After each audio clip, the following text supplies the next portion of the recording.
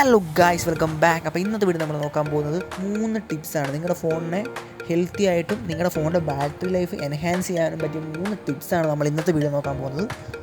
നമ്മുടെ ഒന്നാമത്തെ ടിപ്പ് എന്ന് പറയുന്നത്, നമ്മൾ മാക്സിമം നമ്മുടെ ഫോൺ ചാർജ് ചെയ്യാൻ നേരം എയ്റോപ്ലെയിൻ മോഡ് എനേബിൾ ആക്കിയതിന് ശേഷം മാത്രം ചാർജ് ചെയ്യാൻ നോക്കുക. അതുപോലെ നമ്മുടെ ഫോണിൻ്റെ ബാറ്ററിയുടെ ഹെൽത്തും അതുപോലെ നമ്മുടെ ചാർജിങ് സ്പീഡും ബൂസ്റ്റ് ചെയ്യാനായിട്ട് സഹായിക്കുന്നതായിരിക്കും. ടിപ്പ് നമ്പർ 2 എന്ന് പറയുന്നത്, നമ്മുടെ ഫോണിൽ ഡാർക്ക് മോഡ്സ് നമ്മൾ കൂടുതലായിട്ട് യൂസ് ചെയ്യാൻ നോക്കുക. അതുപോലെ ഒരു ഡാർക്കായിട്ടുള്ള വാട്ട് പേപ്പേഴ്സ് നമ്മൾ യൂസ് ചെയ്യുന്നതിലൂടെ നമ്മുടെ ഫോണിൻ്റെ ബാറ്ററി ലൈഫ് നമുക്ക് കൂടുതൽ സേവ് ചെയ്യാൻ പറ്റുന്നതായിരിക്കും. എന്ന് വെച്ചാൽ ലൈറ്റ് മോഡ് എന്ന് പറഞ്ഞാൽ കൂടുതൽ നമുക്ക് ബാറ്ററി കൺസ്യൂം ചെയ്യുന്നതിലൂടെ നമുക്ക് ചാർജ് നഷ്ടപ്പെടാൻ ചാൻസ് ഉണ്ട്. പക്ഷേ ഡാർക്ക് മോഡ് ആയതുകൊണ്ട് തന്നെ ചാർജിങ് കൺസപ്ഷൻ വളരെ കുറവായിരിക്കും.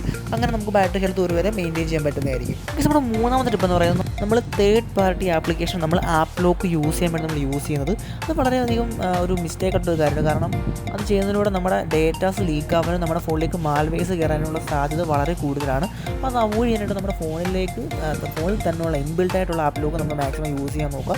തേർഡ് പാർട്ടി ആയിട്ടുള്ള നമ്മുടെ ആപ്പ് ലോക്ക് അവോയ്ഡ് ചെയ്യാൻ നോക്കുക മാക്സിമം. അതിലൂടെ നമുക്ക് മാൽവെയർസ് മൊത്തം നമുക്ക് പ്രിവെൻറ്റ് ചെയ്യാൻ സാധിക്കുന്നതാണ്. പക്ഷേ അടുത്ത ബോണസ് ടിപ്പാണ് നമ്മൾ പറയാൻ പോകുന്നത്. എവിടെന്നെങ്കിലും വരുന്ന അൺവാണ്ടഡ് ആയിട്ടുള്ള ലിങ്ക്സ് നമ്മൾ ചാടി കയറി ഒരു കാരണവശാലും ഓപ്പൺ ചെയ്യാതിരിക്കുക.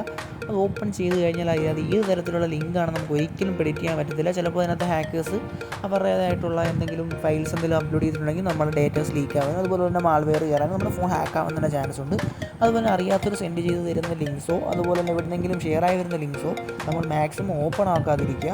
അത് ഓപ്പൺ ആക്കാതിരുന്നാൽ തന്നെ നമ്മൾ മാക്സിമം നമ്മുടെ ഫോൺ നമുക്ക് സേവ് ചെയ്യാൻ പറ്റുന്നതായിരിക്കും. അപ്പോൾ ഇതുപോലുള്ള കൂടുതൽ ഇൻഫോർമേറ്റീവ് ആയിട്ടുള്ള വീഡിയോസൊക്കെ ഈ ചാനൽ ഇപ്പം തന്നെ സബ്സ്ക്രൈബ് ചെയ്ത് നോക്കുക. അപ്പോൾ ഗൈസ്, അടുത്ത വീഡിയോ കാണാം.